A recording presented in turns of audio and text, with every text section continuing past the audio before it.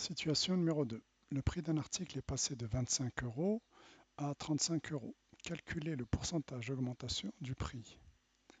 Méthode 1. On applique la formule qui dit que le taux d'évolution, T, qu'on peut exprimer en pourcentage, est égal au prix final moins prix initial sur prix initial. Dans notre cas, le prix final est de 35, le prix initial de 25, donc 35 moins 25 sur 25. On fait notre petit calcul, 35 moins 25 ça fait 10 sur 25, ce qui fait 0,4.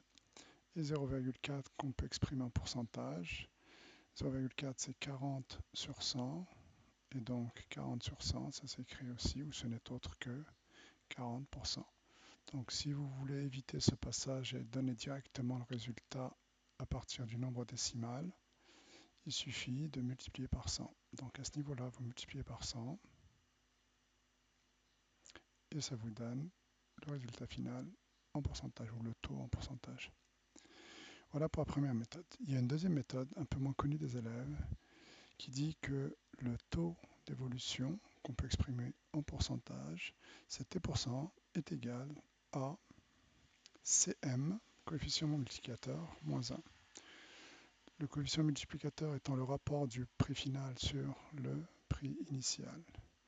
Appliqué à notre cas, on sait que le prix final c'est 35, le prix initial c'est 25, donc ça fait 35 sur 25 moins 1, ce qui fait 1,4 moins 1, ce qui fait 0,4, soit 40%.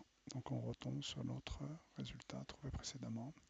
Donc ce qu'il faut se rappeler, c'est que lorsqu'on vous demande de calculer un taux d'évolution, ici c'est le cas d'une augmentation, le taux d'évolution, ça se calcule en appliquant la formule prix final moins prix initial sur prix initial.